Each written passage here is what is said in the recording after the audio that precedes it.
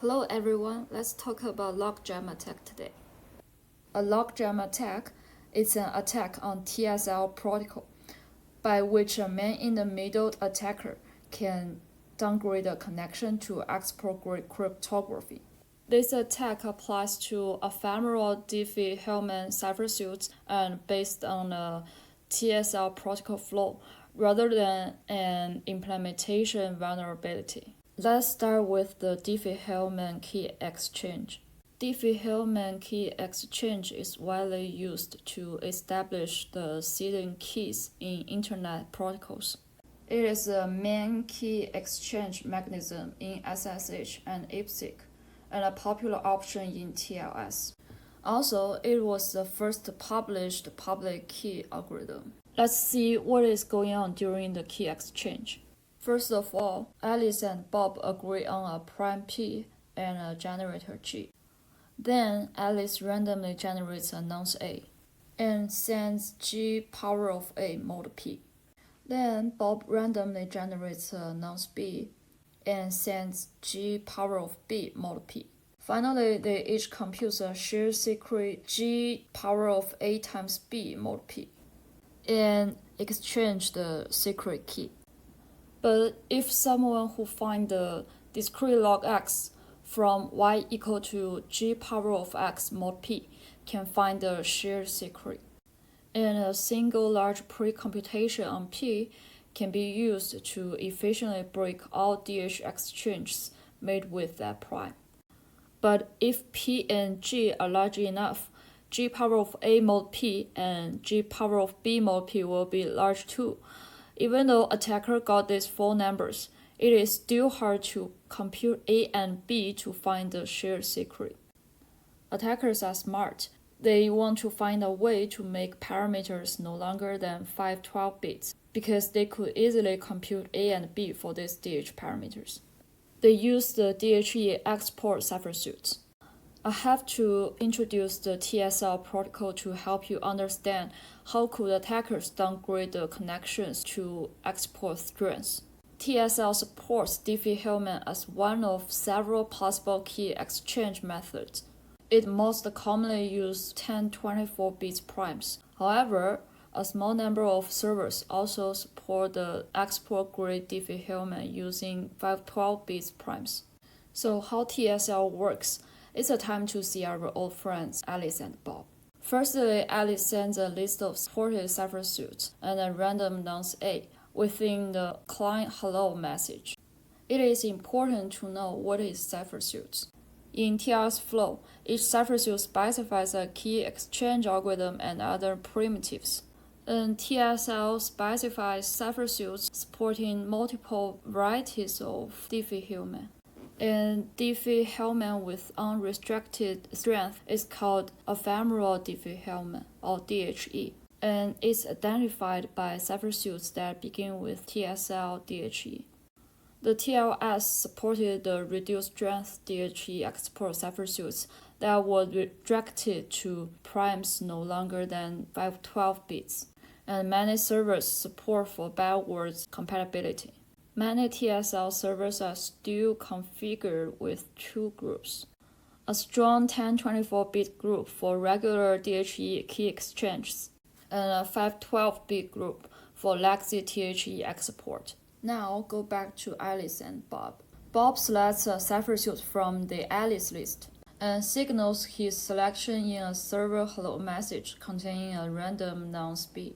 Now, Bob is responsible for selecting the Diffie-Hellman parameters. He chooses a group PG and computes G power of B.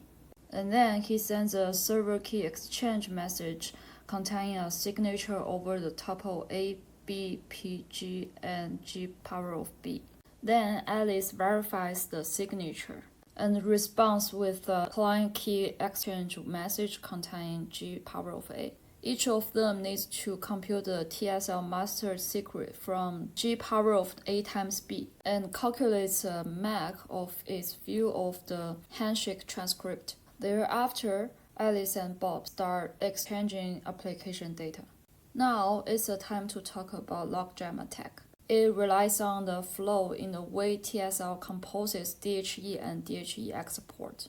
When a server selects DHE export for a handshake, it proceeds by issuing a signed server key exchange message containing 512 bits P. But the structure of this message is identical to the message sent during standard DHE cipher suits. The signed portion of the server's message fails to include any indication of the specific cipher suit that the server has chosen.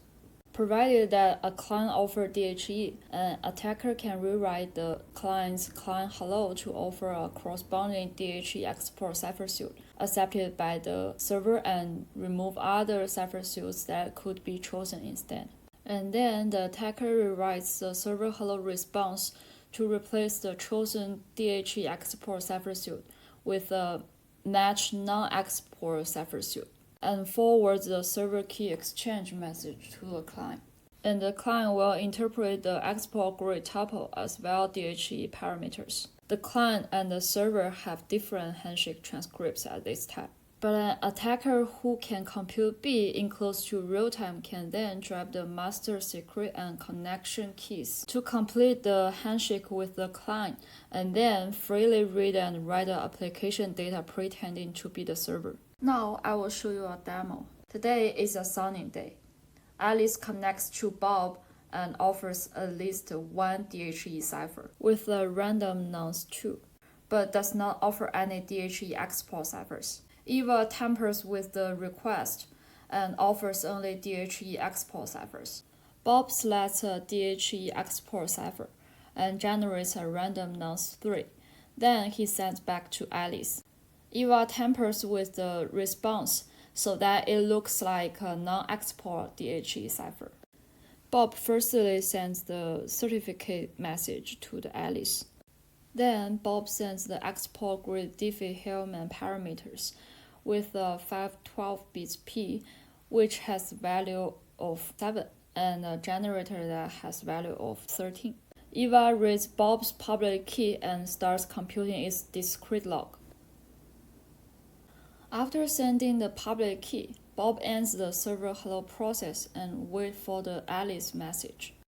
Eva gracefully closes the connection to Bob and reset the handshake timer by sending a close notify alert to Bob for more time to compute the master secret and complete the handshake with Alice. Now Alice sends the client key exchange with G power of A, but unfortunately, Bob will never get it. Both Alice and Eva should compute the master secret, while Eva needs to compute the value of B first. Because B is Bob's private key, Eva cannot get it through the public key exchange. By sending the client CCS and the client finished message with the first key, which is equal to 1, and the master secret, which is equal to 1, Alice completes the Diffie-Hellman key exchange and asks Bob for confirmation. Eva then sends the server CCS to Alice. Once Eva finishes computing the discrete log, she derives the connection key and forges a confirmation by sending the server finished message with the second key, which is equal to 6, and master secret, which is equal to 1. Alice accepts the forged confirmation. At this point, Eva can impersonate Bob to Alice. Thereby, Eva breaks both the confidentiality and the integrity of application data. Then poor Alice requests the script from the fake Bob. Who knows what will she got from Eva? Now is the time for action. I'll tell you my darkest and whimsical story. Don't ever call me a typical. Uh-oh, this video is made for the computer security cross presentation. Okay, let's talk about defense. We can increase minimum key stress, which means disable DHE export ciphers. Then we can standardize the process of generating and validating parameters in TLS. Last, we can transfer to elliptic curve Diffie-Hellman key exchange with appropriate parameters, which could avoid all known feasible cryptanalytic attacks. Thanks for watching.